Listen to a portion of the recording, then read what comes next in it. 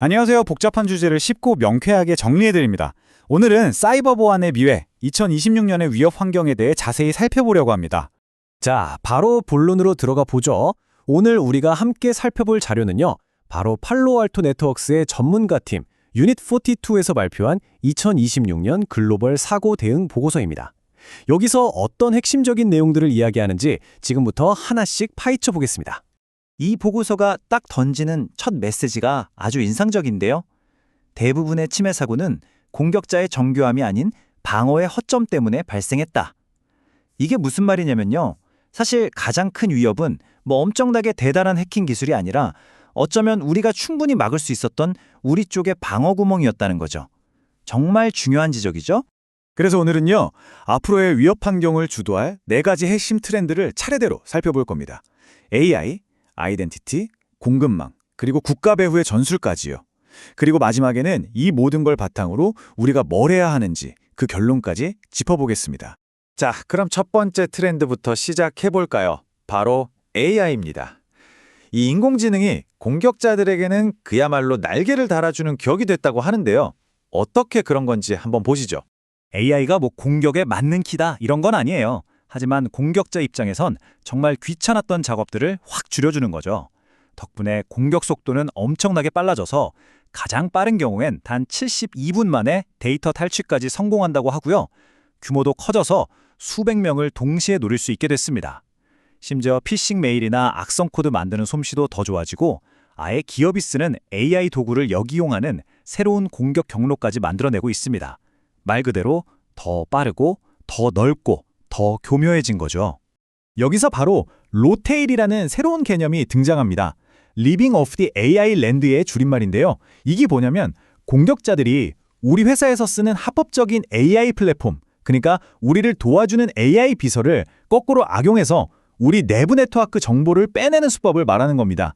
우리 편인 줄 알았던 AI가 사실은 공격자의 조력자가 되어버리는 정말 무서운 상황이죠. 이게 얼마나 현실적인 위협인지 보여주는 기가 막힌 사례가 있어요.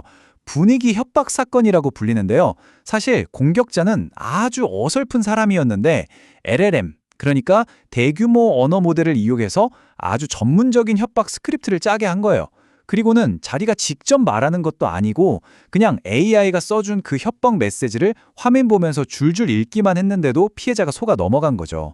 이처럼 AI는 어설픈 공격자조차도 그럴듯하게 위험하게 포장해줄 수 있다는 겁니다. 자, 그럼 이런 AI 공격에 우리는 어떻게 맞서야 할까요? 결국 답은 속도입니다. AI가 기계의 속도로 공격해오니 우리도 기계의 속도로 막아야 한다는 거죠. 그래서 패치 적용을 자동화해서 공격의 기회를 원천 차단하고 위협이 발견되면 사람이 개입하기 전에 시스템이 알아서 격리하는 자율적 격리 기술이 필요합니다. 또 이메일 보안도 단순히 오타를 찾는 수준은 넘어서 행동 패턴의 이상 징후를 잡아내야 하고요. 마지막으로 우리가 쓰는 AI 플랫폼 자체를 계속 모니터링해서 누가 민감한 정보를 물어보거나 이상한 API 호출을 하지는 않는지 감시해야 합니다. 자, 이제 두 번째 트렌드로 넘어가 보겠습니다. 보고서에서는 이 방법이 현재 공격자들에게 가장 확실하고 가장 믿을 만한 성공 공식이 되었다고 단언하는데요. 그게 뭘까요? 바로 아이덴티티, 즉 신원 정보입니다. 숫자를 보면 정말 놀랍습니다. 지난 한 해 동안 발생한 사고들을 조사해봤더니 무려 90%의 사건에서 이 아이덴티티, 즉 계정 정보의 취약점이 결정적인 역할을 했다고 합니다. 열의 9은 계정 문제였다는 거죠. 그리고 최초 침입 경로를 봤더니 65%가 아이덴티티 기반 공격이었습니다. 이게 무슨 뜻이냐면요. 공격자들이 굳이 복잡하게 방화벽을 뚫고 들어오는 게 아니라 그냥 훔친 아이디와 패스워드로 당당하게 로그인해서 들어온다는 겁니다. 문을 부수는 게 아니라 열쇠로 열고 들어오는 거죠. 그렇게 일단 안으로 들어오면 어떨까요? 완전 놀이터나 다름없습니다. 왜냐하면 클라우드에 있는 계정의 99%가 필요 이상의 과도한 권한을 가지고 있기 때문이에요. 일반 직원 계정인데 마치 사장님처럼 모든 방에 들어갈 수 있는 마스터키를 쥐어준 셈이죠. 그렇기 때문에 이 아이덴티티 공격을 막으려면 문 자체를 더 튼튼하게 만들어야 합니다.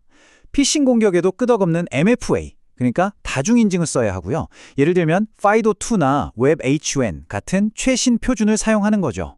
그리고 기계나 서비스가 사용하는 계정의 키도 주기적으로 바꿔주고 중요한 앱에 접속할 때는 세션 시간을 짧게 하거나 토큰을 감시해야 합니다. 가장 중요한 건 아예 상시 관리자 권한이라는 개념을 없애는 겁니다. 필요할 때만 딱 필요한 만큼만 권한을 부여하는 just-in-time 방식으로 전환해야 한다는 거죠. 자, 다음 세 번째 트렌드는 바로 소프트웨어 공급망입니다. 예전에는 공급망 보안이라고 하면 그냥 우리가 쓰는 코드에 취약점이 있나 없나 이런 걸 따지는 수준이었는데요. 이제는 그 위험의 범위가 훨씬 더 넓어졌습니다. 보시면 실제 사고에서 SaaS, 즉 클라우드 앱 데이터가 관련된 비중이 계속해서 늘고 있는 게 보이시죠? 공격자들이 바로 우리가 매일 쓰는 여러 클라우드 서비스들 사이에 그 신뢰관계를 노리고 있기 때문입니다. 여기서 가장 핵심적인 위험이 바로 상속된 권한이라는 겁니다. 이게 뭐냐면 우리가 여러 앱을 쓸 때 편의를 위해서 오아스 같은 기술로 서로 연동시켜 놓잖아요. 예를 들어 구글 계정으로 다른 서비스에 로그인하는 것처럼요. 그런데 만약 우리가 믿고 연동해둔 협력업체 앱 하나가 해킹당하면 공격자는 그 앱이 우리 데이터에 접근하기 위해 가졌던 상속된 권한을 그대로 넘겨받아서 우리 시스템까지 들어올 수 있게 되는 겁니다.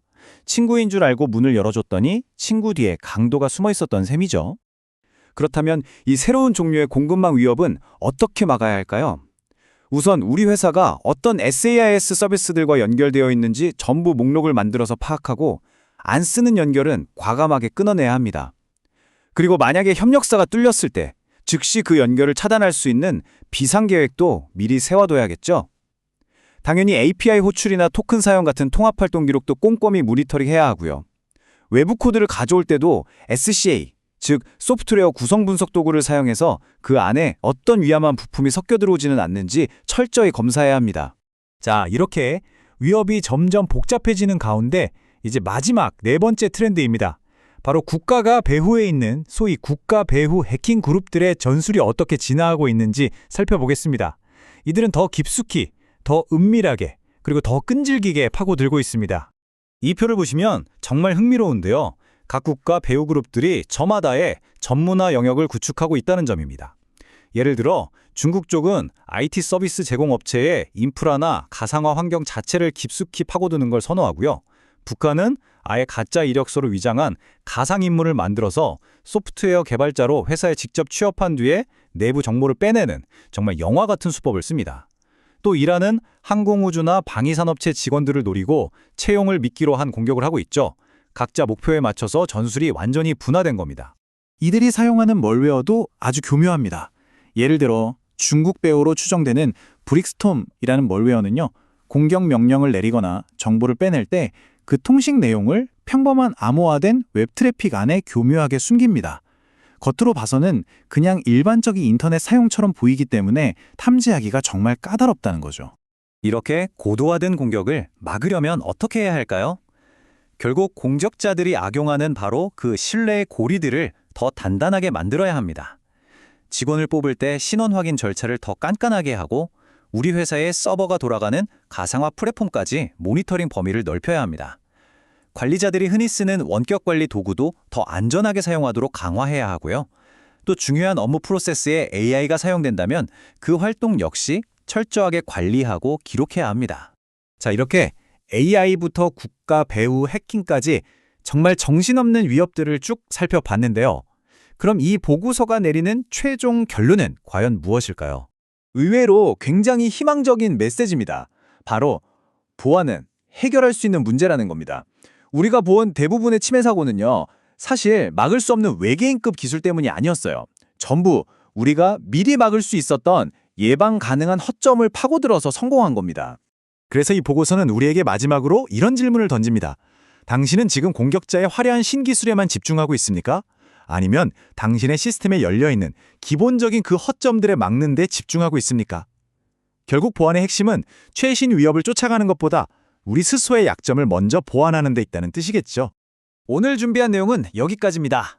이번 분석이 여러분께 조금이라도 도움이 되셨다면 구독과 좋아요 한 번씩만 꼭 부탁드립니다.